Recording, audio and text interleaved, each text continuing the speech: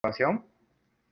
Como les comentaba, mi nombre es Axel Rojas Hernández, yo soy médico gastroenterólogo del Hospital de Policía y ahora estoy encargado de brindarles la clase de pancreatitis crónica. Voy a cortar mi cámara para que el audio también y la señal que tenga no se tergiverse, no se cruce y no se ponga lenta.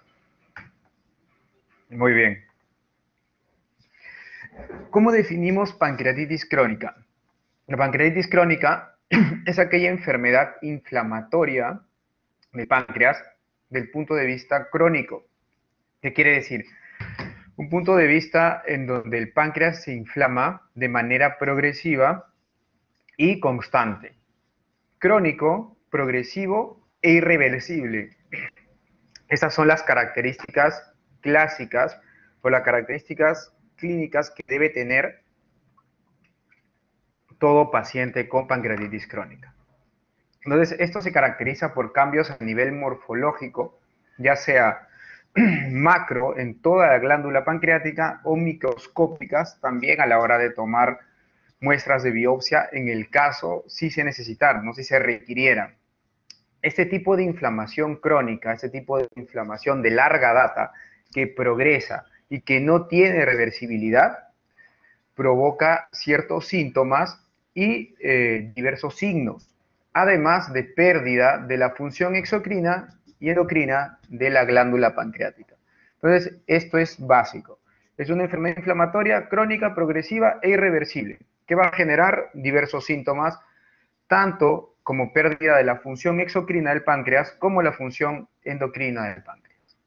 Entonces debemos de conocer qué es el páncreas, ¿verdad? El páncreas es una glándula de más o menos 12 a 15 centímetros de longitud que se extiende de forma transversal sobre la pared abdominal. Voy a poner ahí mi puntero. Tiene una parte peritoneal y una parte retroperitoneal. Se extiende desde el duodeno, desde la curvatura duodenal, descansando la cabeza en la segunda porción del duodeno hacia el vaso, la parte de la cola, pasando por el cuerpo, que siendo cuerpo y cola, las porciones retroperitoneales del páncreas. Por eso es bien característico el dolor pancreático, que cuando hay cierto tipo de inflamación, ya sea una pancreatitis aguda, en una pancreatitis crónica, el dolor por irradiación viene de adelante y se va hacia atrás, ya que el órgano tiene parte intraperitoneal y tiene parte retroperitoneal. Por eso que el dolor es bastante característico, ¿no? En general, el páncreas, su función exocrina es el 80 a 85%. 10 a 15% viene siendo matriz extracelular y vasos y vasculatura. Y 2% viene a ser endocrina. La función endocrina tiene que ver con la formación de insulina, glucagón, polipéptido pancreático, somatostatina, que en el caso de pancreatitis crónica se afecta casi por último. Lo que se afecta en la mayoría de las veces en un inicio, no de forma tan precoz, pero sí de forma más usual, es la función exocrina del páncreas, que tiene que ver con la liberación, que tiene que ver con la formación, que tiene que ver con la activación enzimática del páncreas.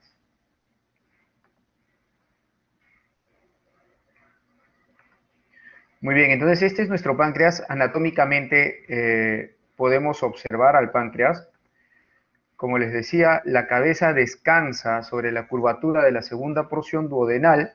El cuello, el cuerpo y la cola son porciones retroperitoneales, y anatómicamente el páncreas coincide con el duodeno, el páncreas coincide con el colédoco, con la vía biliar y también con la segunda porción duodenal, ¿no? Entonces es importante poder saber dónde está ubicado nuestro páncreas, cuál es la conformación del páncreas, para poder tener en consideración y tener en cuenta la sintomatología que vamos a presentar, ¿no? Esta es una diapositiva bastante importante, bastante bonita, que les quería mencionar en cuestión a la conformación celular pancreática o a la conformación organizacional del páncreas. Como les decía, las células exocrinas o la función exocrina, que es la que vamos a hablar ahora, que quiero que centremos un poquito más la clase en la función exocrina del páncreas, porque de ahí es donde vamos a dar el diagnóstico y de ahí es donde vamos a dar o ver las complicaciones de la pancreatitis crónica. Quiero comentarles que nosotros tenemos en cuestión a células exocrinas 3 células principales, las acinares, las paracrinas y las ductales. Acá podemos ver las células acinares, acá podemos ver las células paracrinas, estas, y acá podemos ver las células ductales. Todas estas células son encargadas de formación de las enzimas pancreáticas que se van a segregar como proenzimas y se van a activar dentro del duodeno. Se van a activar en la segunda porción duodenal. Entonces tenemos tres tipos de células. Las células ductales son estas células del ducto y lo que van a hacer estos ductos van a confluir hacia el conducto de Wirsum, que es este conducto principal pancreático, o también el conducto de Santorini, que es el conducto secundario pancreático, ¿no? Entonces quiero que esto quede claro, que lo que vamos a ver ahora en la mayoría de veces en la pancreatitis crónica es un déficit, es una depresión de la función exocrina del páncreas, de la función enzimática que tiene el páncreas, y que estas 3 células son las células exocrinas encargadas de poder promover o de poder formar las enzimas pancreáticas que muchos las conocemos, ¿no? De repente solamente conocemos como amilasa, lipasa, como enzimas pancreáticas, pero vamos a hacer un repaso chiquito de cómo es que se forman las enzimas pancreáticas, cómo es que se secretan las enzimas pancreáticas y cuál es la regulación de las enzimas pancreáticas, porque si no llegamos a entender bien esto, el entender de que el páncreas se inflama de forma crónica sin tener un sentido no nos ayuda mucho, ¿no?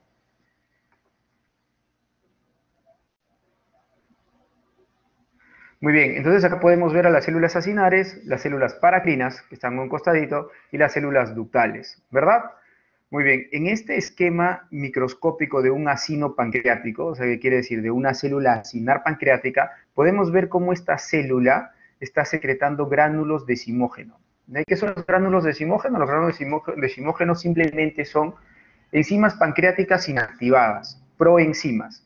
Entonces, estos gránulos de decimógeno van a salir de células paracrinas, de células acinares, de células ductales, hacia los ductos que van a llevarlo hacia el conducto de Wirsum principal o el conducto secundario, el Santorini, para que formen parte del jugo pancreático, que aparte de tener enzimas, también tiene agua, tiene sodio, tiene bicarbonato, y este jugo pancreático se va a mezclar con el quimo ácido que viene del estómago, haciendo la digestión de las grasas, haciendo digestión de, bueno, en general de lípidos y carbohidratos.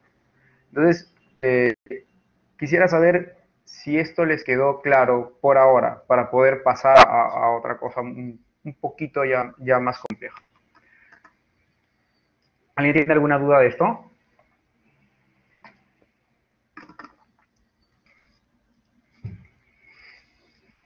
Muy bien. Entonces, ¿qué les comento? El jugo pancreático tiene un pH alcalino, ¿ya? Y este pH alcalino va a actuar sobre un quimo, que quiere decir la comida digerida en el antro estomacal que va a bajar hacia el duodeno. Este quimo es ácido y con el pH alcalino lo va a neutralizar. Y este jugo pancreático tiene 2 secreciones. Una secreción enzimática, que se encarga de digerir, entre comillas, los lípidos, de digerir algunos carbohidratos, y una secreción electrolítica. Entonces, para activar estas enzimas, o sea, para que se activen las enzimas, la amilasa, la lipasa, la tripsina, estas enzimas lo que van a requerir es un pH alcalino y se precisa neutralización de este quimo que viene del estómago ácido para que se empiecen a activar las enzimas. Muy bien, todos conocemos que cuando tenemos una pancreatitis aguda dosamos amilasa y lipasa, ¿verdad? Como enzimas. Entonces, estas enzimas son secretadas por el páncreas, se forman como gránulos de zimógeno a partir de estas células acinares, células paracrinas y células ductales, se vierten junto al jugo pancreático que tiene agua y también tiene electrolitos, y estas enzimas se vierten hacia la segunda porción duodenal, generando un pH alcalino que neutraliza el quimo ácido que viene del estómago y empieza el proceso de digestión. Entonces eso es importante que ustedes lo tengan en cuenta. Muy bien. Entonces esto también es súper importante, ¿no? Porque dentro del mecanismo de secreción de bicarbonato, por ejemplo, porque no solo hemos visto que el jugo pancreático tiene enzimas digestivas, sino que también tiene, tiene una secreción de sodio y bicarbonato y de agua en un 98%, se ve regulada por estos mecanismos y, por ejemplo, este gen que es importante, que es el CFTR, que este gen va a intervenir mucho en la génesis de la pancreatitis de origen genético o de la pancreatitis crónica de origen idiopático. Entonces podemos ver que cómo se da el bicarbonato o cómo sale el bicarbonato a nivel proximal por un intercambio de agua y por un intercambio de cloro. La secretina, que es una hormona que se encuentra a nivel vasolateral, tiene influencia en este intercambio a nivel luminal de bicarbonato con cloro, tiene influencia a nivel luminal también del CFTR, de este gen CFTR, que es el gen de la fibrosis quística, que va a hacer que el cloro también escinda a nivel luminal, y también la secretina tiene influencia a nivel de que ingresa sodio a nivel luminal y puede eliminar bicarbonato para que este jugo pancreático, además de tener estas proenzimas, tenga también este pH alcalino que se necesita para poder activarlas. Muy bien. Entonces, esta es una diapositiva bastante interesante de cómo se produce la exocitosis en las células acinares. Ya hemos visto las células acinares, ¿verdad?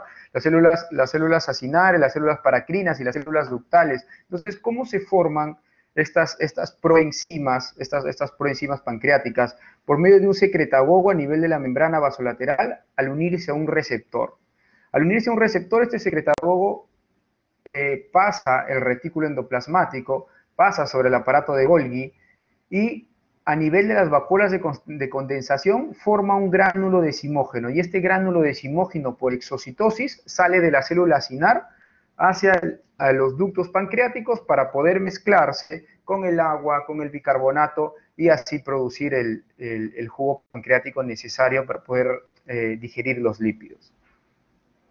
Esta es otra diapositiva, ya no los voy a aburrir tanto con la parte de fisiología, pero quería que entiendan esta partecita porque si no se entiende, vamos a ver que es un poquito difícil poder entender las causas genéticas o metabólicas de la pancreatitis crónica. Entonces, a nivel del páncreas, la mayoría de enzimas, salvo por ejemplo la amilasa y lipasa, que sí se pueden dosar muy bien en sangre y que nos sirven, como diagnóstico, por ejemplo, en una pancreatitis aguda.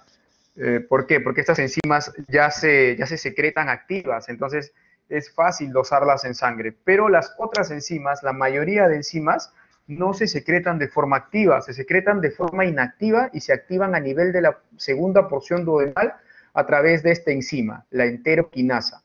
La principal enzima que se secreta es el tripsinógeno. Y este tripsinógeno,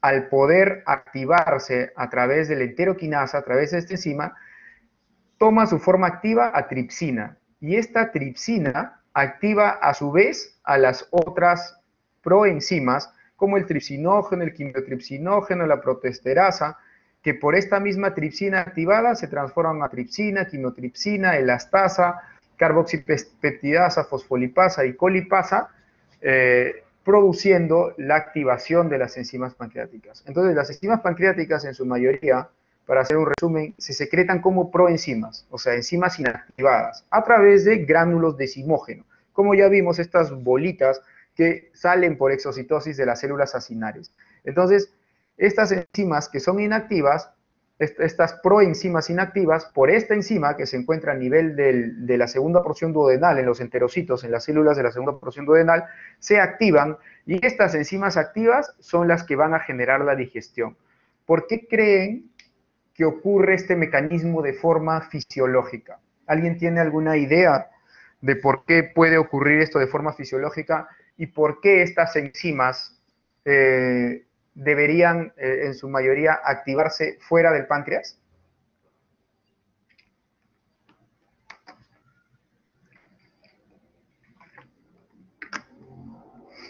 ¿Alguien tiene alguna idea de por qué anatómicamente, bueno, para no dañar el páncreas? Porque algunas enzimas son proteolíticas. Eso es cierto, ¿no? Porque, ¿qué pasa si nosotros, si estos gránulos decimógenos, si estas proenzimas se activan intrapancreáticamente? Lo que van a producir es una autodigestión del páncreas, ¿no? Van a producir proteólisis, van a producir aumentos de reactantes inflamatorios, una autodigestión del páncreas que va a conllevar a pancreatitis aguda, y que si esto se repite de manera constante o permanente, o si esto de acá no se inhibe de forma normal, porque tiene que tener un componente inhibitorio este tipo de secreción, que esto no se puede activar de forma constante y permanente, y es ahí en donde vamos a ver por qué se produce la pancreatitis crónica, más que todo en la parte genética, porque hay genes que son inhibitorios de la secreción o regulatorios de la regulación pancreática. Entonces está muy bien. No se pueden activar intraparenquimalmente, no se pueden activar intrapancreáticamente. ¿Por qué? Porque producen la autodigestión del páncreas y porque van a producir pancreatitis con todos los riesgos que conlleva que ustedes ya conocen, ¿no? Como necrosis, como formación de pseudoquistes, como infección de esos pseudoquistes, ¿me entienden? Todo lo que puede conllevar a la complicación dentro de una pancreatitis. Entonces, es importante de que ustedes puedan entender esto. Entonces, estas son las enzimas.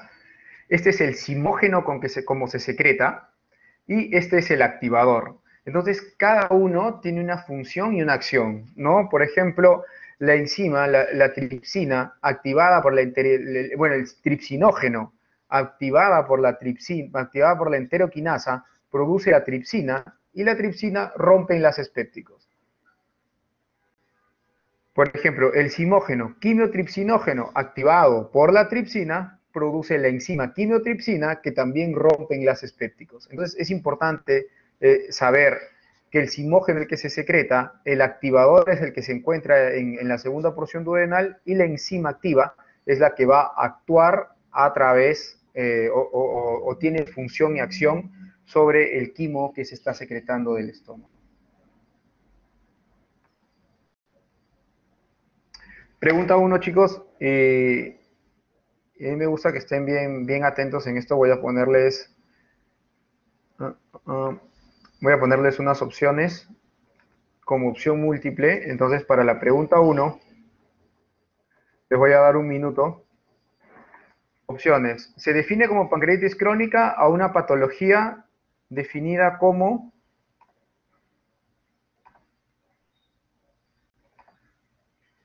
Muy bien, ahí tienen el sondeo y esperemos que vayan respondiendo.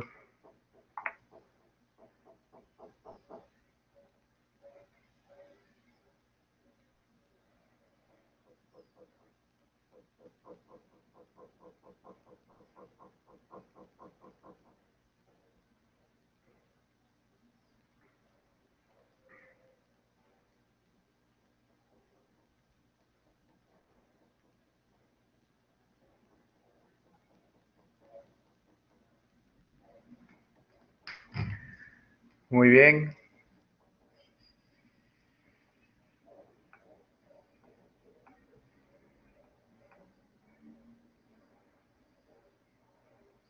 Todavía vamos a dar 20 segundos para que puedan seguir respondiendo.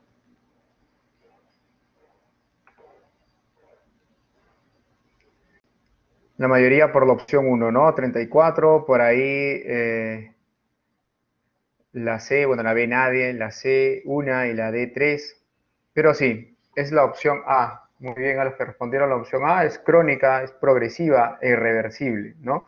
Subaguda no, ¿por qué? Una enfermedad subaguda es una patología, bueno, hablando de la opción E, es una patología que puede tener como límite hasta 14 días aproximadamente o menos del mes, ¿no? De 14 a más días, pero menos del mes. Intermitente no, porque es una patología que progresa, si es irreversible. Los que marcaron, por ejemplo, la C genética, una de las causas es genética, pero no es la principal etiología. Intermitente no, porque es progresiva. Irreversible, mmm, no es tanto reversible en la mayoría de los casos, o casi el 100% es irreversible el daño ya cuando se hace crónico. ¿Por qué? Porque vamos a encontrar que dentro de los hallazgos, ya sea endoscópicos, tomográficos, ya hay daño que no se puede revertir, ¿no?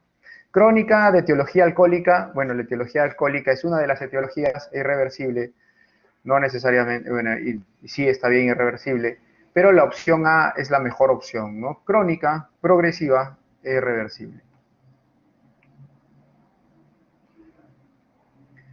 Entonces hablemos ya de la parte de epidemiología. La epidemiología, miren, normalmente esta patología no es tan común, pero no hay estadística en sí sudamericana y menos estadística peruana potente.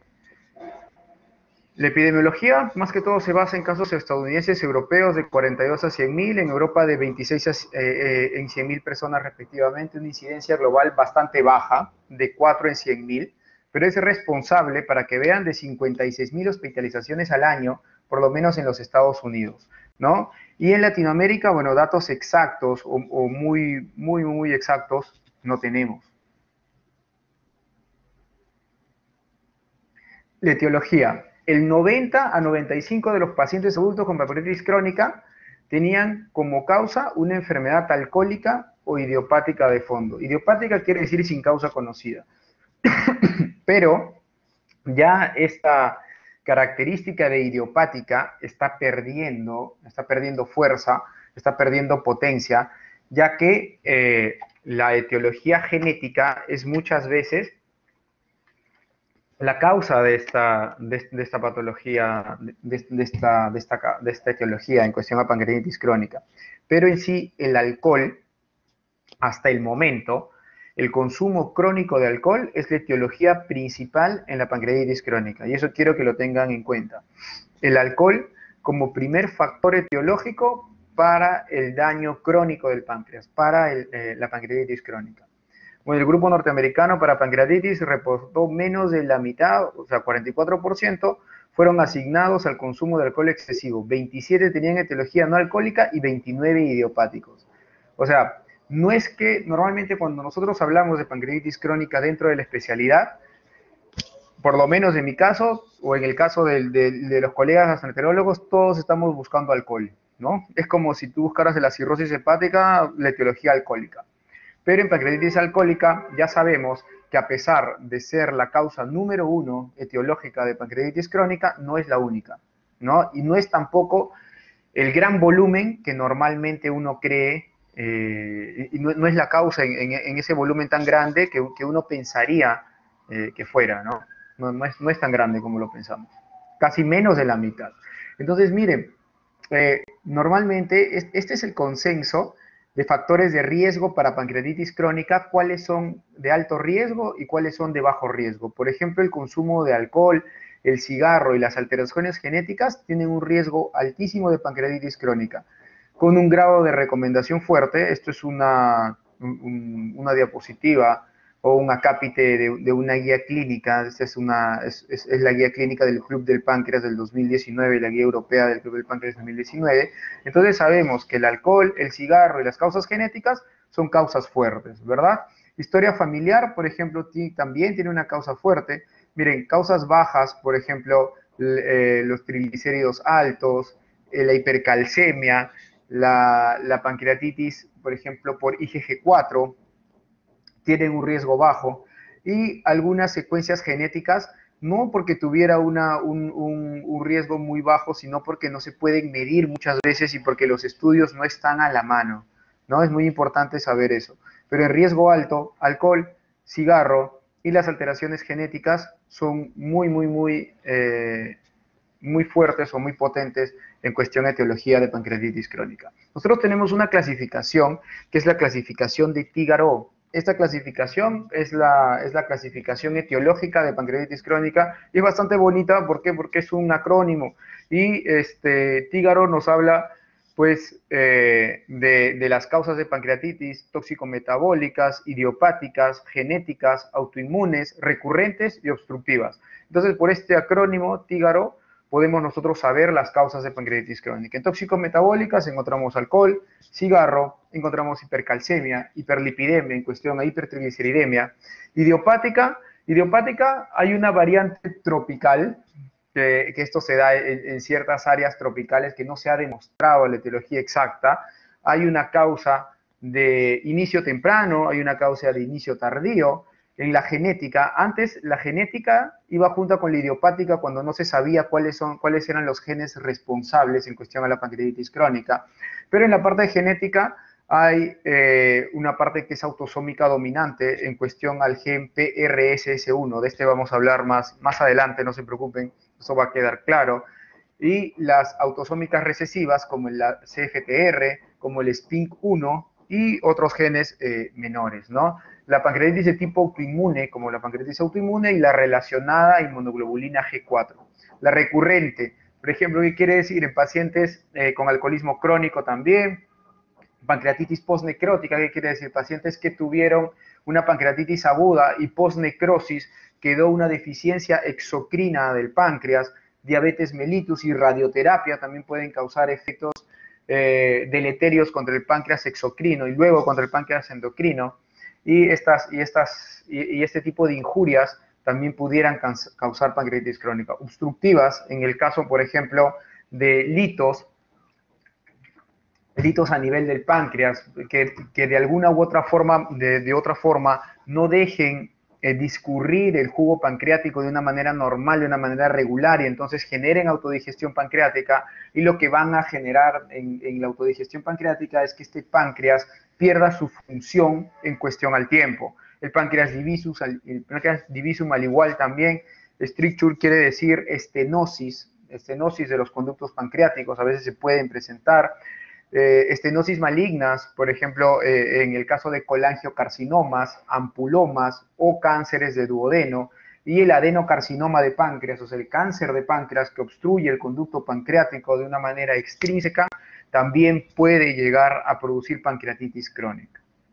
Entonces, esta es la clasificación de Tigaró, es bastante importante, quiero que la tengan en cuenta, igual está la clase grabada, ¿no? Esta es otra clasificación, de verdad no la tengan muy clara, es una clasificación de Mannheim, más que todo nos sirve para nosotros, también es como un acrónimo bastante bonito, bastante interesante, una pancreatitis con múltiples factores de riesgo, también como ven es un acrónimo, ¿no? M, A, N, por ejemplo en este caso sí incluye la nicotina, hay que acordarnos que la nicotina puede ser también un factor único, no necesariamente la combinación con alcohol, sino el hecho de tabaquismo crónico también nos puede llevar a una pancreatitis crónica. Entonces la nicotina también está como un factor solito de riesgo.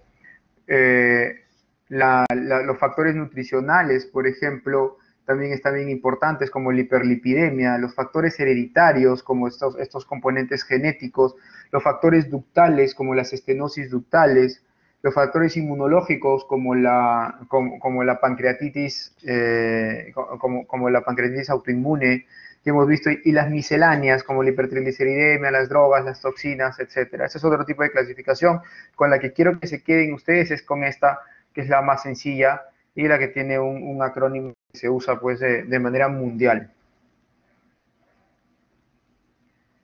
Pancreatitis crónica por alcohol. Entonces veamos la principal causa de pancreatitis alcohólica. Esto es lo que quiero que se les quede bastante en claro. La principal etiología de pancreatitis crónica es alcohol. El consumo de alcohol excesivo es la principal causa, del 45 al 90%. Hemos visto que en últimos estudios tiene alrededor de 44% en cuestión de etiología, pero sigue siendo la principal causa, ¿no? Por lo menos se dice que se debe tener más o menos unos 6 a 12 años de consumo de aproximadamente 80 gramos de alcohol al día. Si podemos ver una bebida estándar, tiene aproximadamente 10 gramos de alcohol, ¿verdad? El consumidor moderado, menos de 2 bebidas al día, y el consumo de alcohol de mujeres y hombres no es el mismo. ¿Ya? La cantidad de gramos de alcohol que consume una mujer no es netamente metabolizada de forma paralela como que la puede consumir un hombre, ¿no? Y el consumidor pesado, que es este consumidor que sí puede generar pancreatitis crónica, más de 7 bebidas por semana. Si una bebida promedio tiene 10 gramos de alcohol, estos son 70 gramos por semana, 70 gramos por semana, o 3 bebidas de ocasión y más de 14 bebidas o 4 bebidas de ocasión en cuestión a hombres.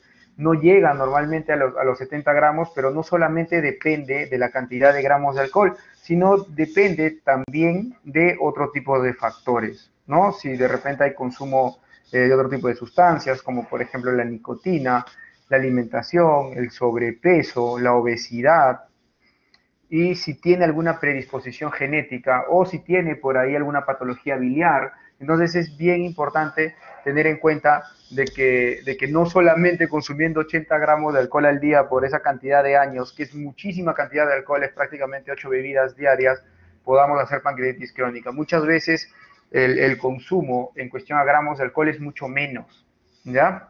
Pero dentro de todo, solamente un 3% de adultos con dependencia de alcohol desarrollan pancreatitis crónica. Ustedes, la verdad, ni yo ni muchos hemos visto o hasta de forma directa conocemos personas alcohólicas que no generan pancreatitis crónica, ¿no? Entonces, no es que todo alcohólico vaya a generar cirrosis, ni todo alcohólico vaya a generar pancreatitis crónica, pero sí es el principal factor y la principal etiología de pancreatitis crónica. ¿Cuál es el efecto del etanol en el páncreas? Miren lo que hacen, sensibilización de las células acinales, y por eso yo quería que me entiendan esto, porque si no me entendían la parte de la fisiología, no íbamos a entender esta parte. Sensibilización de las células acinales, activación prematura de los simógenos. ¿Qué quiere decir? Estos simógenos, como enzimas o como proenzimas, por el mismo etanol, se van a activar intrapancreáticamente. O sea, sensibilizan estas enzimas para que se activen intrapancreáticamente, produciendo un daño intrapancreático. Aumento del efecto de la colecitoquinina. La colecitoquinina es la hormona que se libera para poder, la colecitoquinina es la hormona que se va a liberar para poder liberar el jugo pancreático, para poder contraer la vesícula, para poder promover la secreción de ácido clorhídrico de jugo pancreático y para que pueda escindir el jugo, para que ahí pueda salir el jugo pancreático. Este produce un aumento del efecto de la colecitoquinina activando este factor nuclear beta y la proteína 1. Entonces lo que va a hacer es aumentar este factor para que se sigan activando más, para que se sigan activando más o se siga liberando más secreción pancreática. Pero como hay una sensibilización acinar, a través de que se libera secreción pancreática, se va a sensibilizar más y va a producir más daño intrapancreático. De por sí, el etanol genera metabolitos tóxicos como acetaldehído y los ésteres grasos, y activación de las células estrelladas pancreáticas. Las células estrelladas pancreáticas son las células de regeneración pancreáticas. Por este acetaldehído que se produce y el estrés oxidativo, lo que va a producir colágeno y aumentos de las proteínas de matriz. Entonces va a ser como las mismas células estrelladas que ustedes conocen en el paciente cirrótico, produciendo fibrosis hepática. Esta activación a través del acetaldehído que tiene el etanol como un producto tóxico metabólico del etanol, lo que va a producir es aumento de la formación de colágeno y proteínas de matriz, activando estas células estrelladas. Va a producir fibrosis pancreática. Y lo que va a producir también es espasmo del esfínter de Oddi, haciendo que el esfínter de Oddi pierda su tono y tenga tendencia a refluir el jugo pancreático. Y si se refluye el jugo pancreático, estas células acinares que están sensibilizadas y producen activación prematura de los simógenos, pero cuando, por ejemplo, esta disminución del esfínter produce que el jugo pancreático regrese, los mismos simógenos empiezan a chocar entre sí y se activan también intraparenquimalmente. Entonces, quisiera saber si esta parte de los efectos del etanol del páncreas se han entendido bien para poder pasar a la siguiente.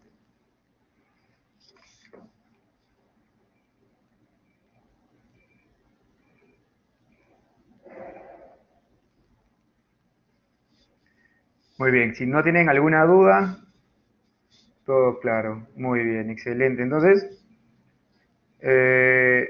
Ilan, Sí, una consulta. En ese caso, lo que tendría que hacer es que el efecto de etanol tiene por dos aspectos. Uno que es el espasmo, para que al final cause la regresión y la activación de los hemógenos, y también lo que es la activación de las células acinares al mismo tiempo.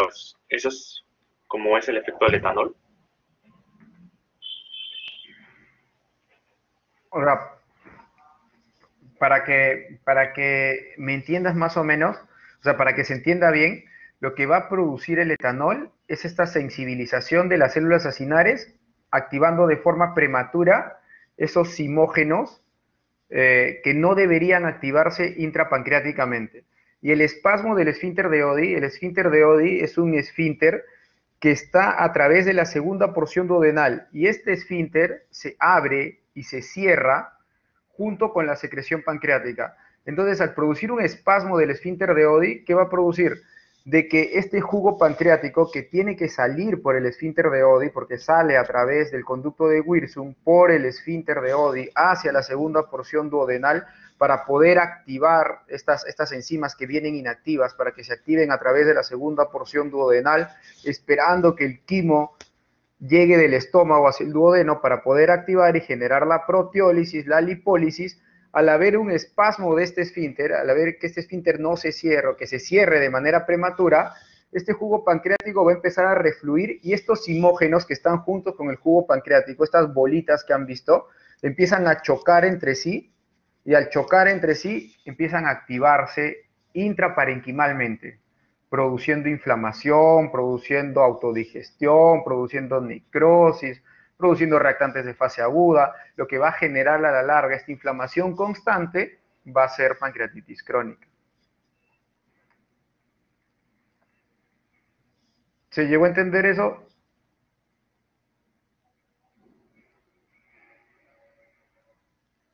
Sí, doctor, sí se entendió. Muy bien, perfecto. Entonces, excelente la parte que se entiende, esto es importante. Por eso, a veces de repente les aburrió la primera parte de la fisiología, pero si no entendíamos la fisiología, esto iba a pasar así como si fuera cualquier cosa, ¿no? Lo iban a literal a paporretear, ¿no? Que ese no es el objetivo. Entonces continuemos. El tabaquismo también igualito, ¿no? El tabaquismo es un factor de riesgo importante y lo que quiero que sepan es que es independiente en cuestión a la pancreatitis crónica. No es que se mezcle junto, no es que se mezcle junto con el alcohol, porque muchas veces anteriormente se creía que el alcohol junto al tabaco como cofactor podría provocar pancreatitis crónica, pero se ha demostrado que el tabaquismo, que la nicotina, es un factor de riesgo independiente de pancreatitis crónica. Tanto así o también de igual potencia como el alcohol, ¿no? Aumenta, eso sí, aumenta el riesgo en el consumo del alcohol, porque muchas veces el consumo de tabaco, del cigarro, está muy relacionado al consumo de alcohol. Y miren, se le atribuye casi el 25% de los casos de pancreatitis crónica. La nicotina, tanto como el etanol, en el caso del alcohol, tiene daño directo sobre las células acinares. Igualito, el daño directo sobre las células acinares las sensibiliza. Produce infiltración pancreática por linfocitos y macrófagos, células inflamatorias crónicas. Y el efecto sobre la secreción pancreática de bicarbonato. Va a disminuir la secreción pancreática de bicarbonato. El bicarbonato es uno de los reguladores de la secreción pancreática. Entonces, al inhibir la formación de bicarbonato, lo que se va a generar es que estas enzimas pancreáticas se sigan activando.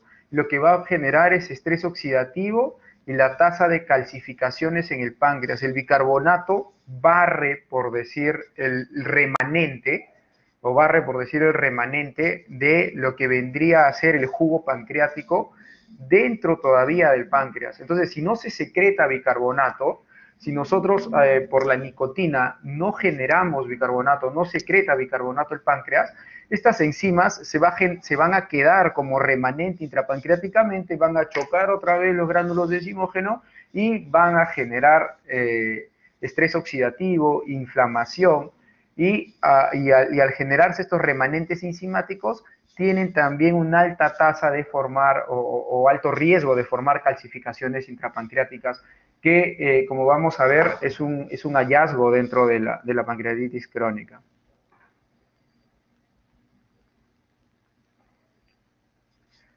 Muy bien. Entonces, igualito, dentro de las enzimas que se producen o del componente enzimático que se produce, también está la producción de endotelina 1, que lo que va a producir es una hipoxia del tejido pancreático, generando mayor necrosis, ¿no? Porque no va a haber una buena irrigación de ese tejido pancreático. Y todo a través de la nicotina. Etiología autoinmune. La etiología autoinmune, ¿qué quiere decir? En una forma sencilla y simple, células mismas pancreáticas que lo que van a generar es un daño pancreático contra el mismo huésped. Entonces, al tener esta etiología autoinmune, son dos tipos.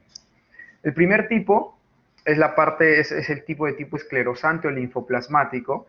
Tiene un infiltrado linfoplasmocitario con fibrosis, flebitis oliterante, sistemática, muchas veces asociada a colangitis esclerosante primaria, y lo que llama la atención en este caso es una elevación grande de la inmunoglobulina G4. Y la tipo 2, que es ductopénica, o sea, esos ductos pancreáticos que hemos visto que coinciden todos hacia el conducto de Wirsung, son más chiquitos de lo normal, son más pequeños de lo normal, es idiopática, o sea, no hay causa conocida, no podemos saber por qué las células, por qué las mismas células acinares pancreáticas actúan contra ellas mismas, pero producen lesiones granulocíticas y están limitadas solamente al páncreas con una inmunoglobulina G4 normal. Colangitis esclerosante primaria es una patología hepática en donde, bueno, hablándoles en grandes rasgos, los conductos hepáticos son tortuosos, arrosariados y pueden llegar a producir hasta una cirrosis y tienen dependencia de inmunoglobulina G4 elevada. Esta es la tipo 1 en cuestión a pancreatitis autoinmune. Y la tipo 2 tiene inmunoglobulina G4 normal. No vamos a ampliar mucho en esto porque esto es un tema aparte, pancreatitis autoinmune, ¿ya? Porque si hablamos de pancreatitis autoinmune, hablaríamos también 2 horas de pancreatitis autoinmune, pero quiero que sepan que está dentro de las causas, que está dentro del tígaro y deberemos conocerlo, ¿no? Deberíamos conocerlo. No vamos a ampliar mucho en cuestión a las etiologías un poco más complicadas, chicos, porque netamente el objetivo no es este, ¿no? El objetivo es que ustedes sepan por qué se produce un daño crónico, qué causa el daño crónico, y cuáles son las opciones o el abanico etiológico que tenemos para pensar en una pancreatitis crónica.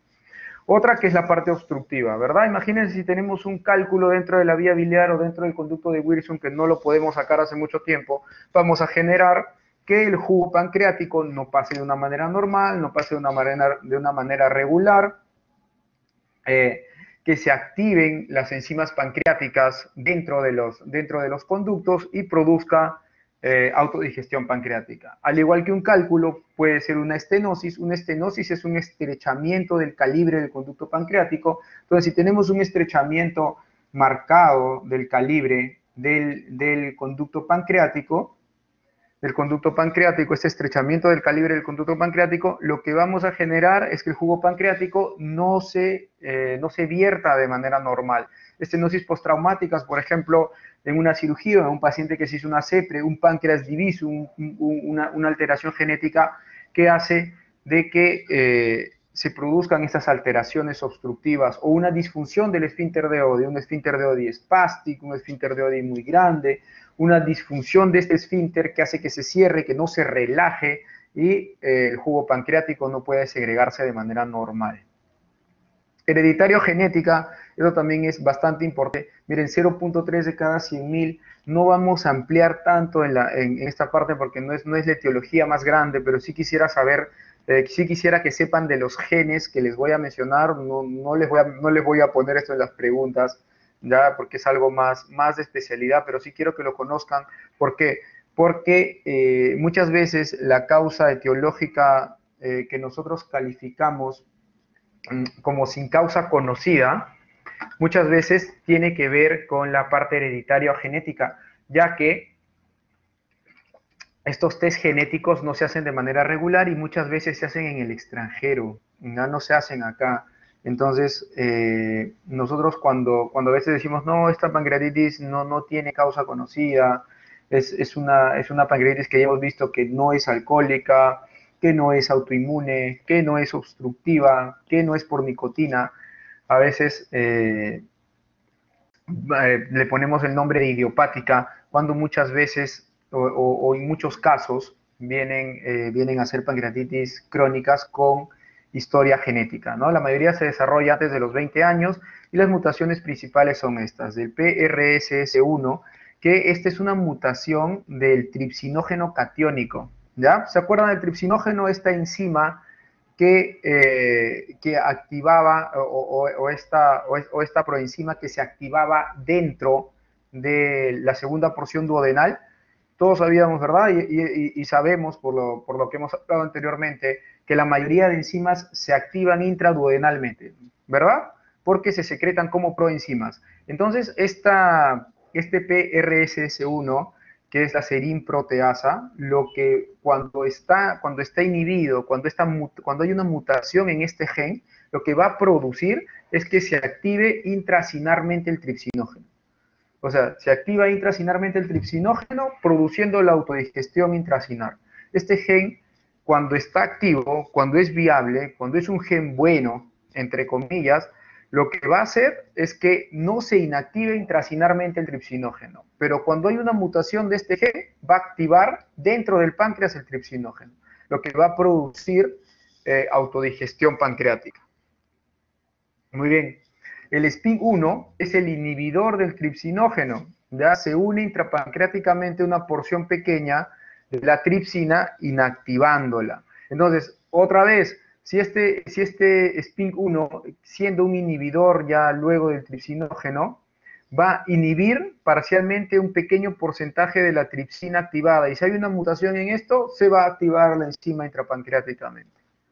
Entonces, para que sepan más o menos de qué se encargan estos genes. Y el CFTR es un regulador de la conductancia de la membrana de la fibrosis quística. ¿Se acuerdan que nosotros vimos cómo era este cotransporte de cloro, de cloro con bicarbonato a través de un canal que era activado por el CFTR? Ya, este CFTR es el mismo gen que interviene en la fibrosis quística y en la fibrosis quística de tipo pulmonar, en donde se forma moco a nivel intrapulmonar, a nivel alveolar. Este gen de la fibrosis quística, cuando no está regulado, va a formar tapones mucosos y lo que van a hacer es obstruir los ductos pancreáticos. ¿Ya? Entonces es importante que ustedes sepan este tipo de variaciones genéticas, por lo menos que sepan que esto contribuye de forma fisiopatológica a pancreatitis a formar o a hacer pancreatitis crónica, ¿no? Entonces los análisis genéticos son importantes, son importantes en el estudio de la pancreatitis crónica, porque si no encontramos alcohol, no encontramos obstrucción, no encontramos un cáncer, no encontramos un páncreas divisum. Muchas veces podemos decir que esta no tiene una causa conocida, pero no hemos tenido la opción de hacer test genéticos, ¿no?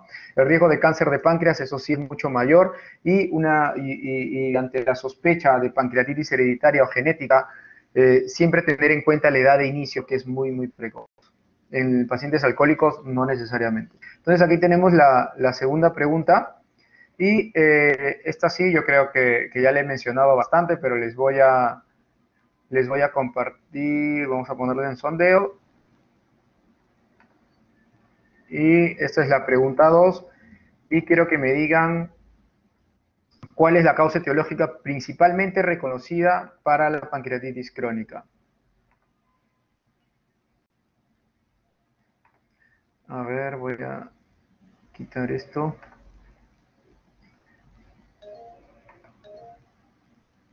Le voy a poner los estos en opción múltiple. Ya, justo no saqué la primera. A, B, C, D, E. Muy bien.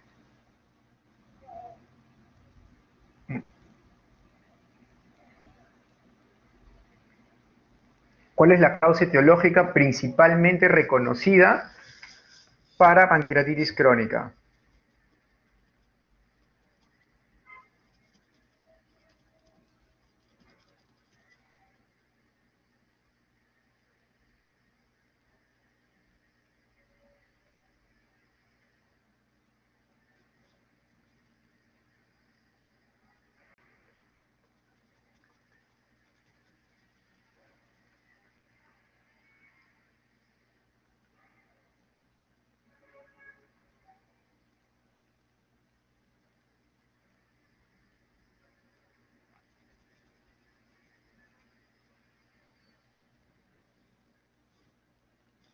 Muy bien, vamos a darle ahí unos minutitos más.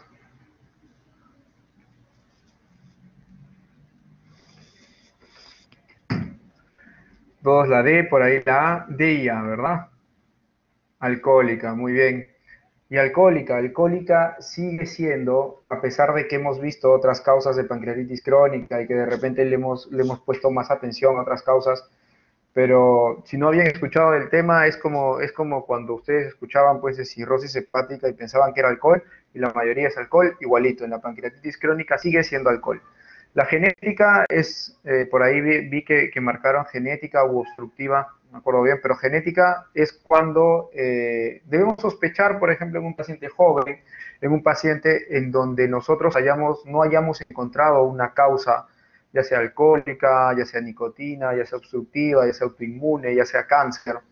Entonces, y en vez de ponerle el nombre de idiopática, podríamos tener la opción de genética si es que nosotros la buscamos, ¿no? Si es que buscamos mutaciones en esos genes. Pero muy bien, la mayoría respondió muy bien. Manifestaciones clínicas, ya sabemos las etiologías principales, ya sabemos la fisiología del páncreas, ya sabemos por qué puede haber un daño pancreático. Entonces, sabemos que el daño en un inicio, o el daño más precoz, siendo esta enfermedad crónica, pero el daño más precoz es a nivel exocrino, ¿verdad? A nivel enzimático. Entonces, de las manifestaciones clínicas, un síntoma imperioso que solamente está ausente dentro del 3 al 20%, de verdad yo creo que es más tirando para 3 que para 20%, es un síntoma muy clásico, es el dolor abdominal. Es un síntoma imperioso. El dolor abdominal es uno de los síntomas más característicos de pancreatitis crónica. Tiene dos patrones el dolor abdominal en pancreatitis crónica. Brotes de dolor con intervalos libres. O sea, pacientes que tienen un episodio de dolor y luego hay periodos libres en donde ya no tiene dolor. Esto muchas veces caracteriza a la pancreatitis crónica idiopática, a la pancreatitis crónica hereditaria y a la pancreatitis crónica de aparición tardía. Y los periodos prolongados de dolor persistente, muchas veces, en la mayoría de veces, es de pancreatitis alcohólica. 2, 3 días de dolor, periodo muy intenso de dolor, se desarrolla más en cuestión a pancreatitis crónica de tipo alcohólico. Este síntoma está muy relacionado a complicaciones locales. ¿Alguien me puede decir qué son complicaciones locales? ¿Alguien tiene alguna idea? Si hicieron de repente, claro, hicieron pancreatitis aguda, en pancreatitis aguda, muy bien, esa es una complicación local. Muy bien, nosotros hablamos de complicaciones locales en pancreatitis aguda cuando caracterizamos, por ejemplo, nuestra pancreatitis aguda leve, moderadamente severa y severa, según la guía americana. Esta última del 2014, que hasta ahorita no se ha renovado un consenso grande, que hasta ahorita la tenemos. Bueno, complicaciones locales son esos, ¿no?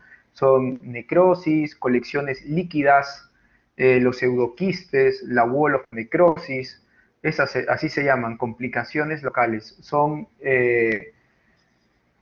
colecciones, entre comillas, o son complicaciones, o son áreas inflamatorias, o líquidas, o necróticas intrapancreáticas, intraparenquimales.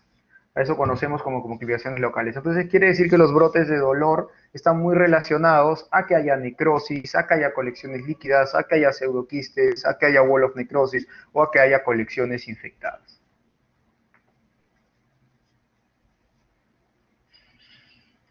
Muy bien, continuamos. Insuficiencia pancreática.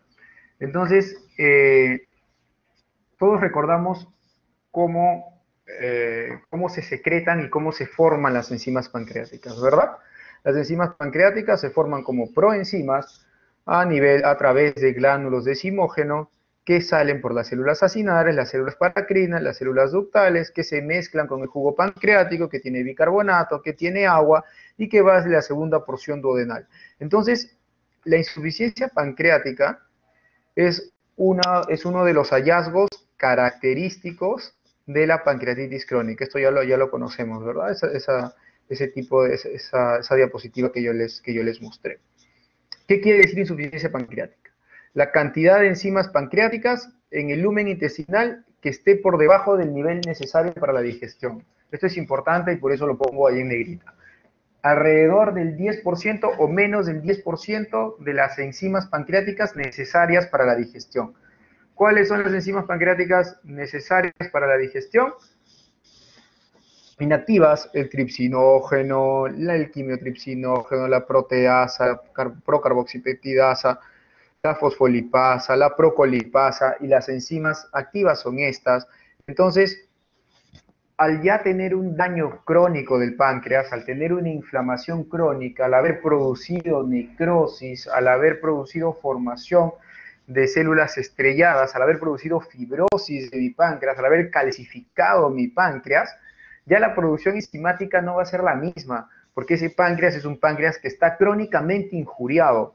No es como en la pancreatitis aguda, que yo tengo un daño reversible, que de repente por ahí tengo un cálculo, pasó el cálculo, hizo su daño, y de repente mi paciente en NPO, hidratándolo bien, quitándole los cálculos, esa inflamación aguda ya la revertí. Pero no, ¿qué pasa si yo, por ejemplo, soy un consumidor de alcohol de forma constante y permanente? Voy a generar activación, activación intraparenquimal enzimática, voy a generar estrés oxidativo, voy a generar sensibilización de mis células acinares, haciendo de que mis enzimas se activen dentro del parénquima. ¿Y qué pasa si yo consumo alcohol o si estoy causando este daño ya por muchísimo tiempo? Lo que voy a ocasionar dentro de las áreas de necrosis y que me van a dar como consecuencia dolor de repente abdominal, dentro de estas colecciones o complicaciones locales, lo que va a generar es fibrosis de mi páncreas. Lo que va a generar es que mi páncreas sea un páncreas cicatricial, un páncreas fibroso, un páncreas duro. Entonces, no va a producir la cantidad de enzimas que debe producir para la digestión. Entonces, cuando yo hablo de insuficiencia pancreática, quiere decir que ya estoy produciendo alrededor del 10%, menos del 10% de lo que yo debería tener para tener una buena digestión. Al inicio, ¿qué compensan? La amilasa, la lipasa gástrica y la lingual. O sea, la lipasa del estómago, la lipasa de que se produce en la lengua, y la amilasa, que es una enzima que sí se secreta activa a nivel del páncreas, suplen esto por un tiempo, pero no para siempre, ¿no? Porque siempre se va a necesitar el volumen que tienen las enzimas pancreáticas para poder actuar en la digestión, ¿no?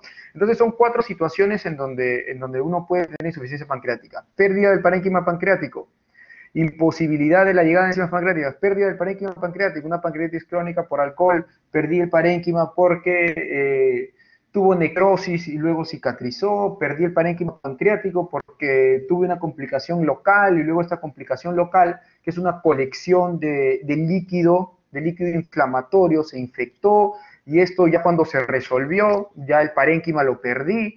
Imposibilidad de la llegada de las enzimas, por ejemplo, un cálculo, algo que esté atorado ahí, un cáncer, un tumor que crezca, que obstruye el conducto de Wirsung. Esto no va a hacer que las enzimas no lleguen. La no llegada simultánea de las enzimas y los alimentos, por ejemplo, en pacientes gastrectomizados, no va a haber una relación, por pacientes que no tienen estómago, por ejemplo, no va a haber una relación en cuestión a la activación enzimática dentro del estómago, porque ya no tenemos estómago, se va a pasar el quimo porque no hay estómago y no va a haber conexión, no va a haber una interacción exacta entre el alimento y la salida de las enzimas pancreáticas. Y una deficiente estimulación del páncreas. ¿Por qué? Por ejemplo, pacientes que tienen pancreatitis crónica y no tienen un buen parénquima pancreático, no estimulan bien el páncreas y va a haber insuficiencia en cuestión a la secreción de enzimas. Entonces, es importante saber otras manifestaciones clínicas dentro de la insuficiencia pancreática. Dolor abdominal. ¿Por qué? Porque este quimo, este bolo alimenticio, este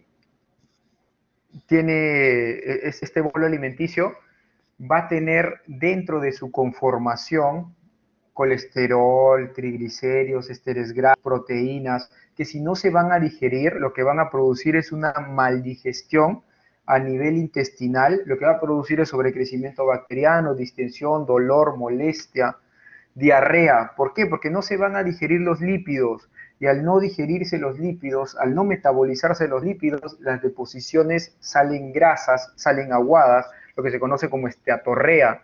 Va a haber malabsorción de las enzimas de las enzimas que son dependientes, de las enzimas que son lipídicas, la A, D, la E y la K. Son enzimas que dependen de la digestión de los lípidos. La esteatorrea, que son heces abundantes, malolientes y que flotan en el agua. Si no se absorben los lípidos, por ende vamos a bajar de peso y se puede producir también anorexia. Entonces, quiero que entiendan por qué es importante la insuficiencia pancreática exocrina y por qué estas manifestaciones clínicas me hacen sospechar de una pancreatitis crónica. Entonces, es importante porque lo vimos por la parte de vista fisiológica, lo hemos visto del punto de vista fisiopatológico, hemos visto las etiologías y ahora en las manifestaciones clínicas ya podemos entender por qué sucede esto.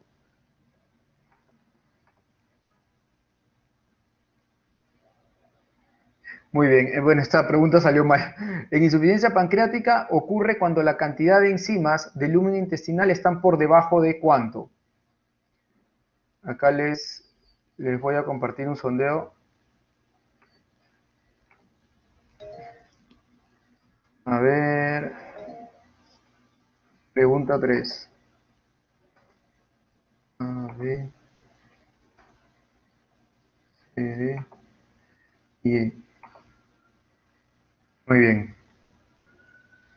Ahí todos empiezan a responder. Vamos a dar un minutito.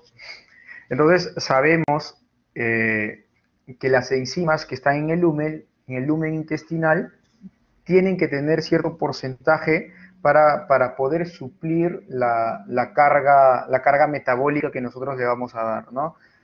¿Cuánto es ese límite mínimo que nosotros necesitamos para no hablar de insuficiencia pancreática exocrina?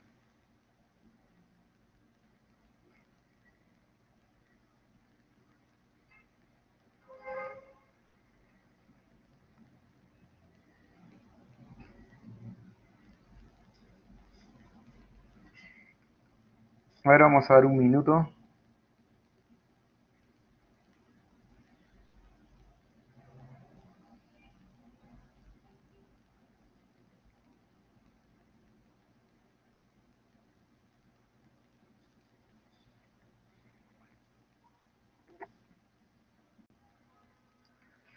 Ahí está un poco más peleado, ¿no? A, B y C. C está ganando.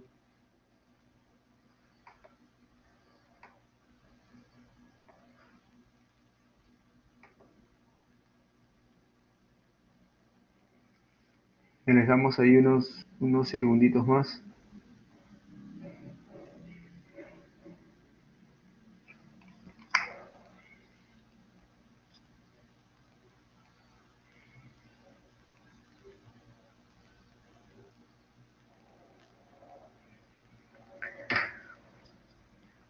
Muy bien, yo creo que ahí cerramos. Y C, otros A y B. Finalizamos el sondeo, pero sí, ¿no? O sea, ocurre cuando la cantidad de enzimas del lumen intestinal están por debajo del 10%.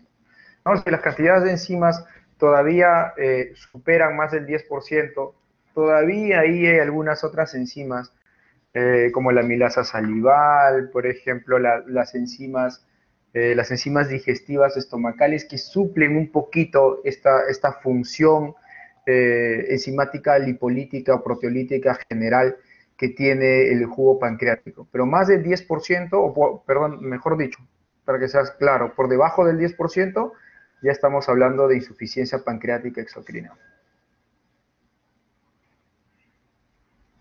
Continuamos entonces, ya vimos los síntomas principales, dolor abdominal y los síntomas que causan la insuficiencia pancreática exocrina, como no se digieren las grasas, esteatorrea, baja de peso, dolor abdominal también, unas heces, la esteatorrea son heces flotantes, son heces con mal olor, son heces que flotan en el agua, son heces grasas. Entonces, estas son las características principales de la pancreatitis crónica. Sospechar en un paciente con dolor abdominal crónico, con baja de peso, probablemente por ahí desnutrición, las heces grasas, esteatorrea, con signos de insuficiencia pancreática exocrina.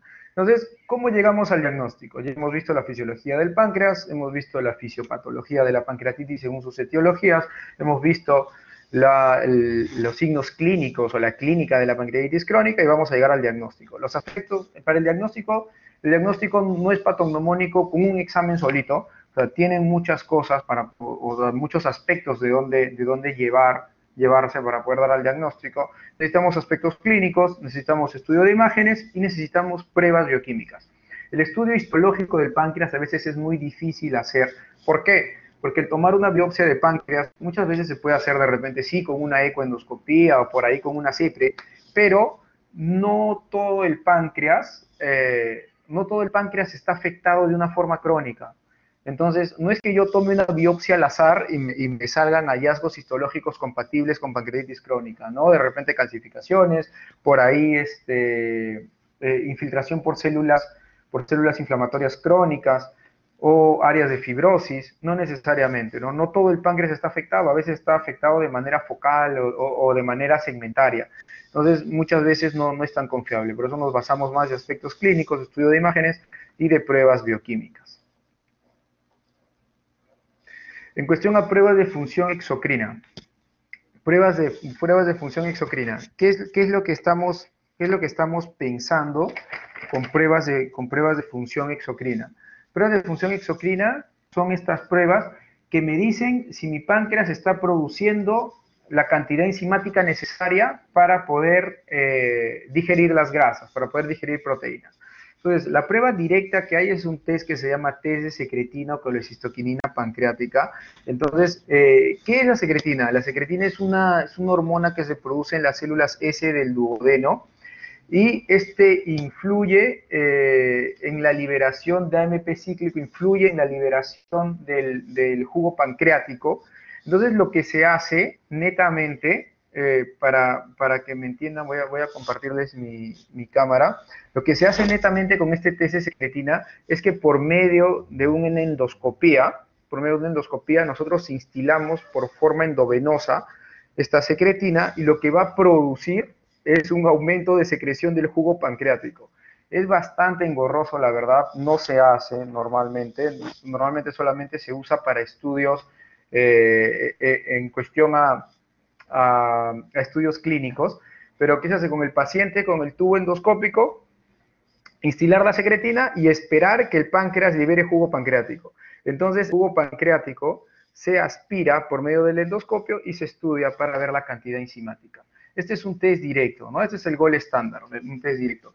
Pero como pruebas indirectas y una de las mejores pruebas que hay y de las que se utilizan de forma rutinaria y siempre, y esta sí quiero que la tengan bien en cuenta, es la elastasa fecal. ¿Ya? La elastasa fecal es una enzima que tanto como la amilasa como la lipasa se secreta casi en su forma completa. Entonces, al secretarse en su forma completa, por medio de las heces, al ver su depresión en las heces, nosotros podemos decir de que hay insuficiencia pancreática exocrina, que no se están secretando las enzimas de una manera correcta como se deberían de secretar. Entonces, esta prueba de función exocrina es una prueba de función que se puede medir en heces, que es muy fácil de poder, medir, y con valores de 200 microgramos por gramo, menor a esto, nos indica insuficiencia pancreática exocrina. La quimiotripsina fecal también es otra enzima, pero lo malo es que esta puede ser inactiva un poquito en el tránsito intestinal y no la puedes dosar tan bien. Marcadores bioquímicos, por ejemplo, de nutrición, por ejemplo, el magnesio está asociado también a disminución de albúmina, prealbúmina, porque son pacientes que no pueden digerir las grasas, entonces van a estar desnutridos. El cociente de absorción de grasas, y esta es una pruebita también en heces, es el Bank-Kramer en heces, pero es un poquito engorrosa. Tienes que hacer una dieta como de 7 días, guardar las heces en una refrigeradora, y no es tan efectivo, no es tan bonito guardar las heces por varios días. Entonces, no se utiliza de una manera rutinaria. La mejor que se pudiera decir, el gol estándar es el test de secretina, no se utiliza normalmente, pero en cuestión a pruebas indirectas, la mejor para poder medir o como una prueba de función exocrina es la elastasa fecal. Elastasa fecal es una enzima pancreática que se secreta, como ya les dije, casi de forma completa en las heces, o sea, no interviene mucho en la digestión de los lípidos, pero es muy importante para poder medirla al final de la digestión en las heces, porque si vemos depletados sus valores, podemos inferir de que la cantidad de las otras enzimas también es menos y que la función exocrina del páncreas está también comprometida, ¿no?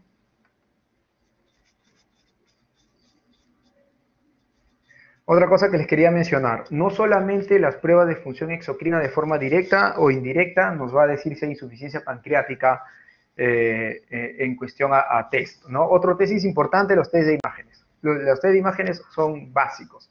Entonces, paciente que yo sospecho de pancreatitis crónica, tengo que ver si tiene clínica de insuficiencia pancreática exocrina, tengo que hacerle sus test de insuficiencia pancreática exocrina. Lo que yo haría de repente en sospecha es pedirle una elastasa fecal y le voy a pedir un estudio de imágenes.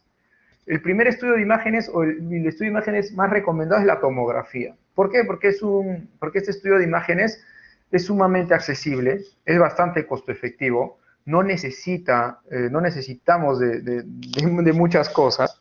Todo hospital tiene tomógrafo, bueno, creo que todo hospital ya la mayoría o casi todos los hospitales tienen un tomógrafo, entonces es muy recomendado para un estudio de inicio.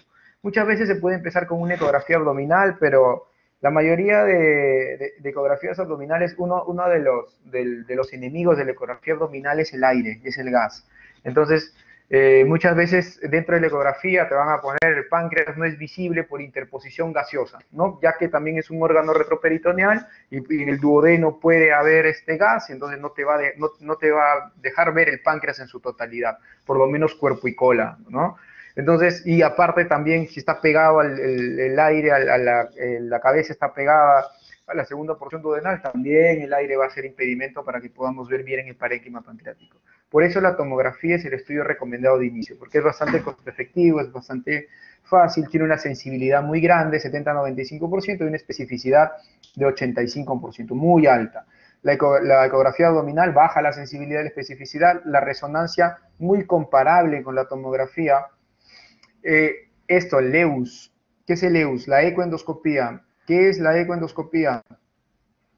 No vamos a ampliar mucho en cuestión de ecoendoscopía, pero como para que lo tengan en cuenta, el ecoendoscopio es un endoscopio que tiene un ecógrafo en la punta, ¿no? Así para hacerlo de una forma sencilla. Entonces ingresamos y podemos observar como por vía ecográfica hacia la segunda porción del duodeno directamente la ecogenicidad del páncreas. Y este es el más sensible y el más específico, más que la tomografía y más que la resonancia. ¿Por qué? Porque tú puedes ver por medio de la ecoendoscopía de forma directa, bordear todo el parénquima pancreático y tener hallazgos ecoendoscópicos muy compatibles con pancreatitis crónica inicial, ¿ya? Entonces, si yo tengo un estudio de imagen, el más costo efectivo o el de inicio recomendado, la tomografía. Si yo de repente tengo alguna duda de la tomografía o tengo un ecoendoscopio, no necesariamente a toda pancreatitis crónica le van a hacer ecoendoscopía, ¿eh?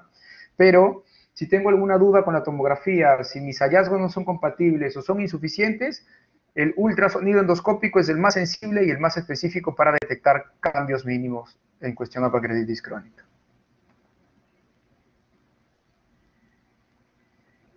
Continuamos, chicos, ya acabamos. Yo sé que es un poquito largo, pero quiero que de verdad se entienda todo.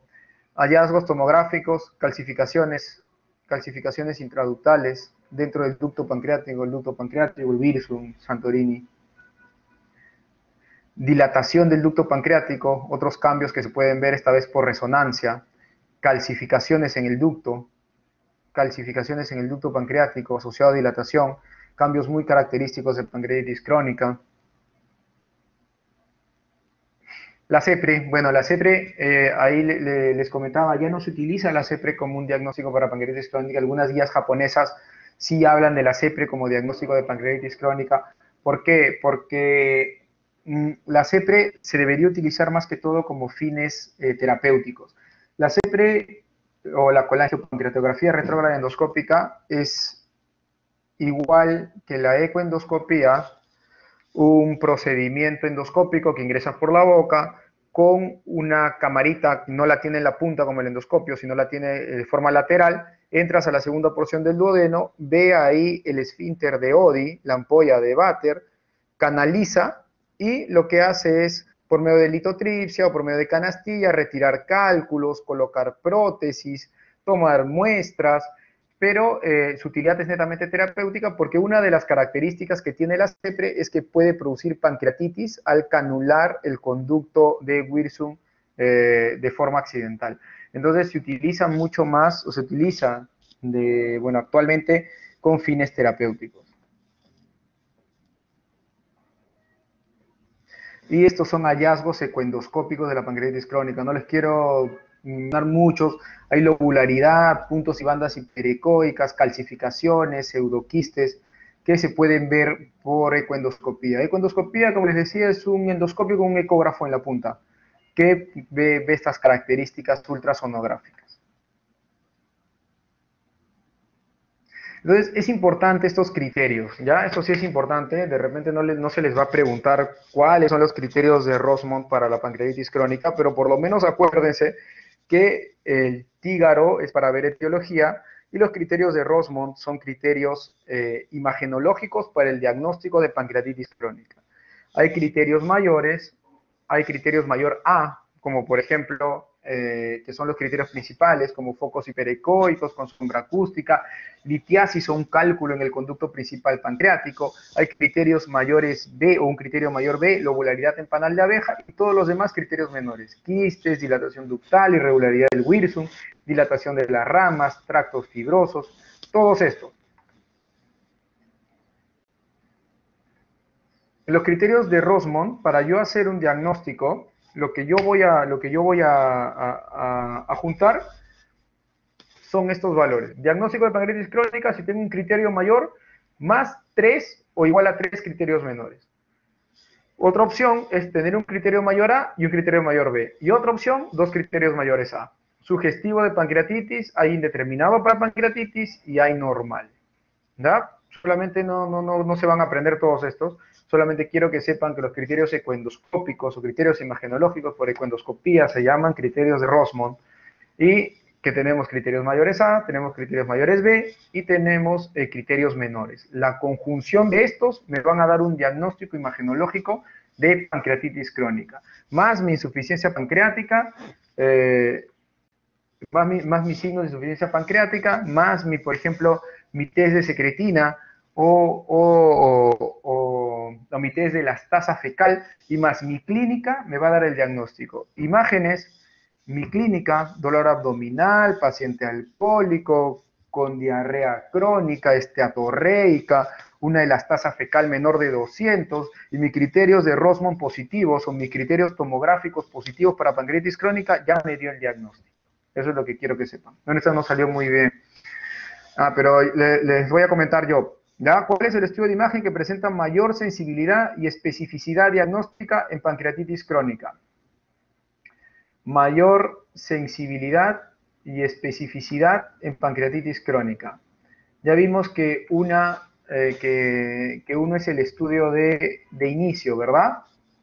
Uno es el estudio de inicio y el otro es el estudio que tiene mayor sensibilidad y mayor especificidad.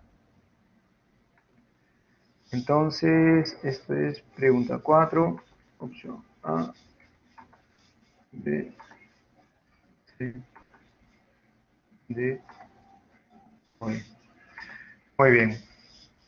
Ahora díganme, ¿cuál es el estudio que tiene mayor sensibilidad y especificidad para pancreatitis crónica?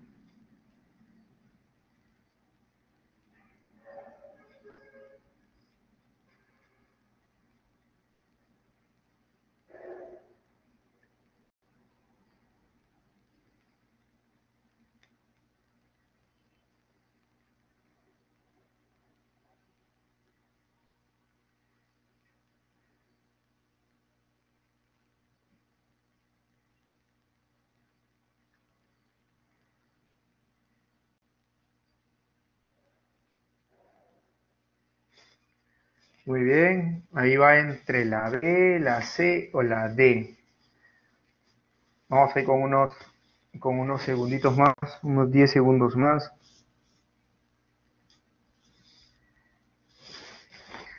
La D, ¿no? La D, por ahí la gente pone, algunos ponen B y otros C. Vamos a dar unos 5 segundos más.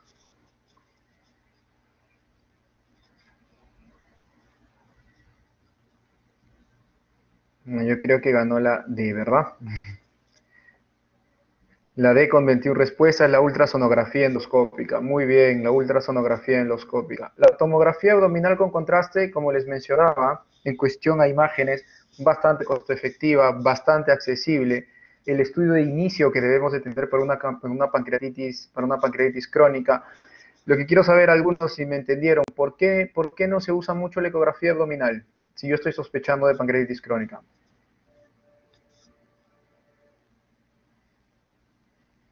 ¿Alguien me puede decir por qué no uso mucho la ecografía abdominal en cuestión de pancreatitis crónica?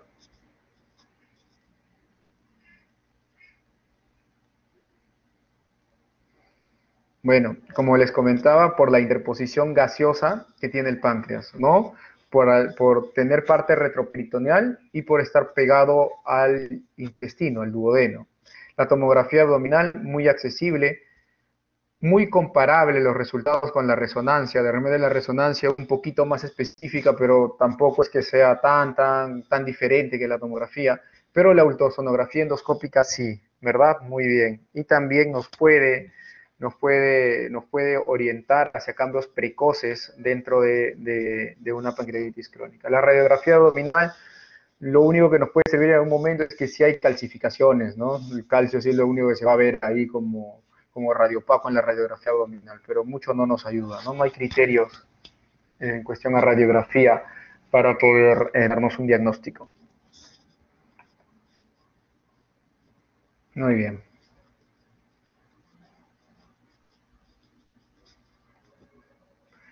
El tratamiento. Ya sabemos que esta es una enfermedad crónica, es evolutiva, es irreversible, es progresiva. Entonces, lo que nosotros estamos tratando de buscar en el tratamiento de la pancreatitis crónica, porque si ya nosotros estamos en un contexto de pancreatitis crónica, ya es un páncreas que está dañado, ¿verdad? Es un páncreas que no produce las enzimas como debería producirlas.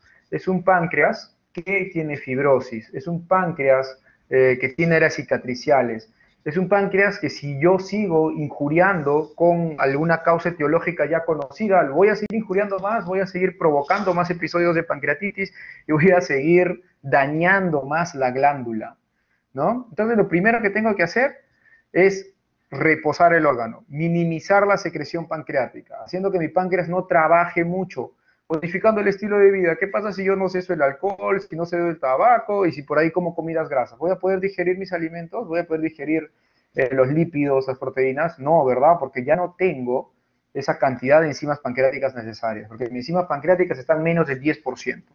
¿Qué es lo que tengo que hacer? Entonces tengo que hacer esto, modificación del estilo de vida, cerrar o cortar el factor etiológico que me está causando pancreatitis crónica. Entonces, luego, manejo del dolor, que es importante, porque ya hemos visto que el dolor es una de las causas, de las consecuencias más importantes, una de las sintomatologías más importantes de la pancreatitis crónica. Entonces, debo de conocer la etiología. Si esta obstrucción, si este dolor es, por ejemplo, por obstrucción biliar, este dolor yo lo cedo venciendo la obstrucción biliar, hago una CEPRES, hago el cálculo, por ejemplo. O si tengo un cáncer, por ejemplo, puedo poner un stent para que haya mejor secreción del jugo pancreático. ¿Me entienden? Tengo que conocer la etiología de este tipo de dolor. El tratamiento se hace con analgésicos no narcóticos y opioides menos potentes como el tramadol. A veces los antidepresivos también van muy bien. Y si no, ya se pueden utilizar opioides. Muchas veces no se utilizan porque generan mucha adicción, ¿no? Pero a veces en estos pacientes con pancreatitis crónica, a pesar de no ser muchos, la mayoría o muchos de ellos llegan a usar opioides, como por ejemplo la morfina, y se vuelven adictos a los opioides, ¿no? Lamentablemente. Y lo ideal es no utilizarlos hasta que sean absolutamente necesarios.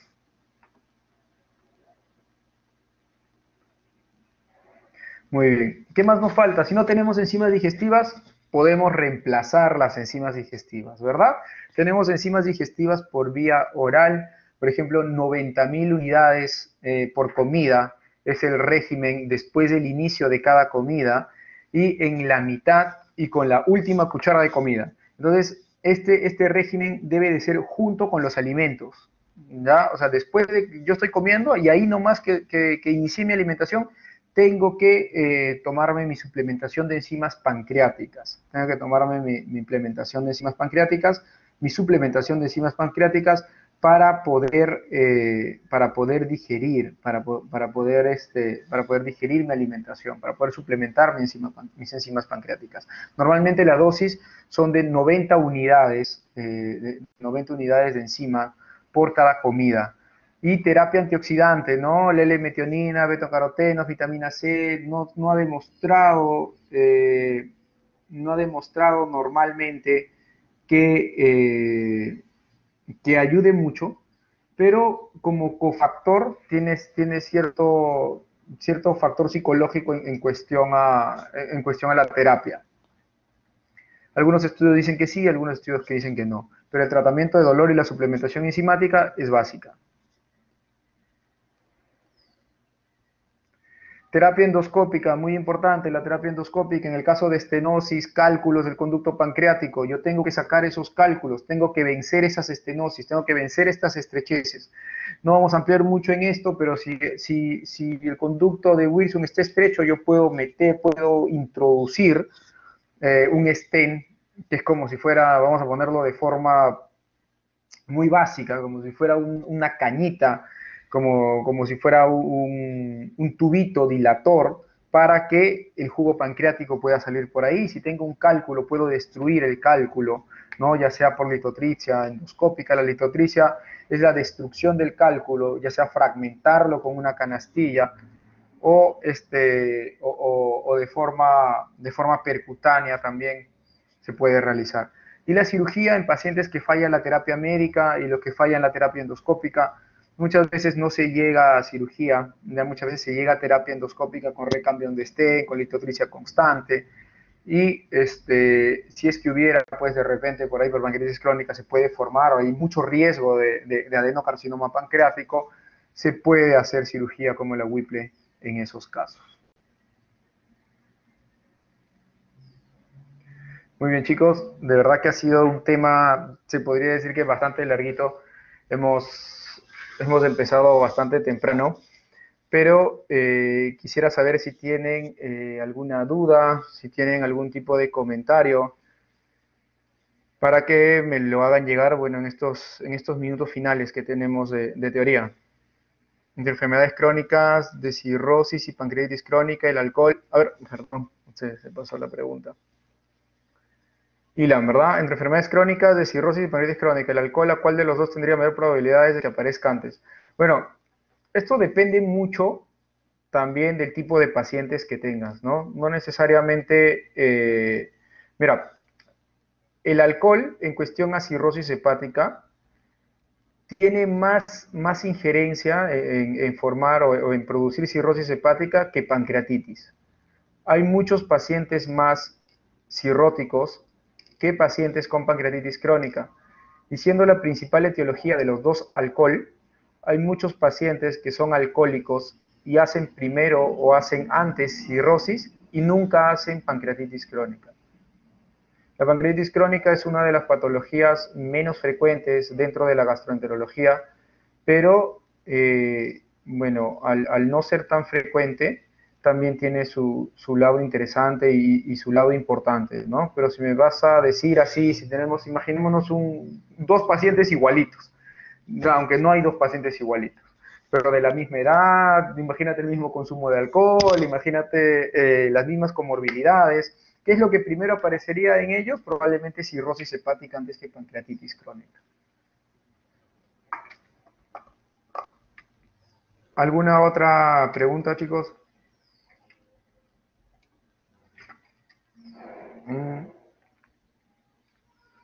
De los pacientes que terminan con diabetes mellitus, ¿de qué dependería? Ah, ya, perfecto. Sí, del grado, eso es importante, ¿no?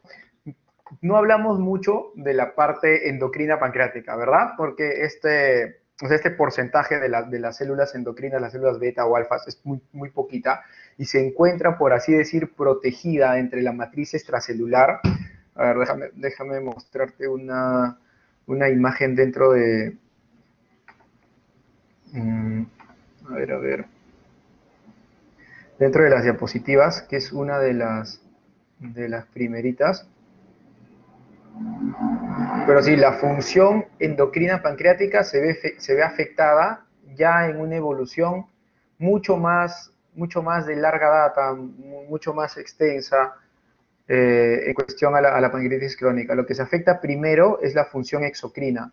¿Por qué? Porque el páncreas exocrino es el que tiene el mayor volumen o el mayor porcentaje de células. Y el páncreas endocrino está protegida por estas células acinares. ¿Ves estas células? Las células de Langerhans, los islotes de Langerhans, las células beta y las células alfa. Estas son las células endocrinas que están protegidas, por así decir, entre comillas, por estas células acinares. Lo primero que se va a afectar son las células acinares. Y al afectarse las células acinares se va a afectar primero el páncreas exocrino. Es por eso que la función endocrina se ve afectada mucho después o después en el tiempo en la evolución de pancreatitis crónica. ¿Y alguna etiología en particular? No, todas son de verdad que las mismas. O sea, para el daño a nivel exocrino y endocrino es por la misma etiología.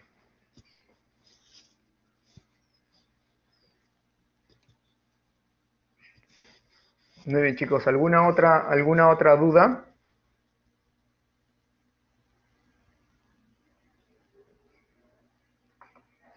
Todavía tenemos ahí algunos minutitos. ¿Tienen alguna otra clase luego? ¿O ya con esto acaban la tarde?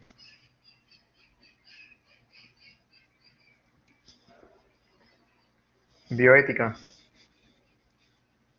¿A qué hora? ¿A las 5?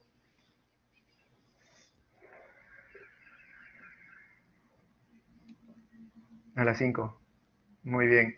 Entonces, bueno, por último, espero que les haya servido la clase, que de verdad hayan entendido en sí, a pesar de que es una clase o es una de las teorías que no se va a ver de forma muy común, no es como la hemorragia digestiva alta, la hemorragia digestiva baja, los cirróticos, la pancreatitis aguda, ¿no? que es un poquito más fácil o más palpable, no necesariamente fácil, pero sí es más sencillo de poder explicar, ya que tiene una fisiopatología muy visible y esto es prácticamente fisiología y fisiopatología intraparenquimal, intracelular. Entonces, dentro de todo, el objetivo de la clase era que ustedes entiendan la parte fisiológica, por qué fisiopatológicamente pasan o sea, sucede ese tipo de injuria, cuáles son las etiologías que pueden causar esa injuria, por qué se dan los síntomas y por qué debemos reconocer esos síntomas y necesariamente cómo yo llego al diagnóstico de esta patología. En cuestión a tratamiento, sí, lo pasamos un poquito de largo, esto ya es netamente para especialidad, no creo que les vayan a preguntar, pero sí muy importante la etiología, muy importante la parte de la fisio y fisiopatología, las etiologías principales, los exámenes que se utilizan, sobre la insuficiencia pancreática exocrina, eso va a venir fijo, entonces por favor ténganlo en cuenta. Y si no tienen alguna otra duda más, yo ya me voy despidiendo para que tengan por ahí, aunque sea algunos minutitos para poder descansar y poder enganchar a otra clase. Entonces, gracias a ustedes. Ojalá que les haya servido la clase. Igual ahí queda grabado.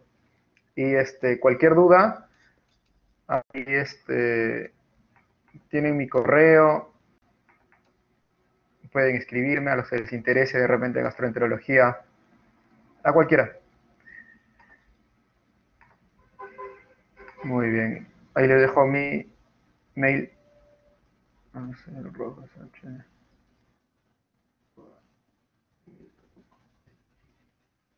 Muy bien. Entonces me voy despidiendo. Que tengan buena tarde. Hasta luego.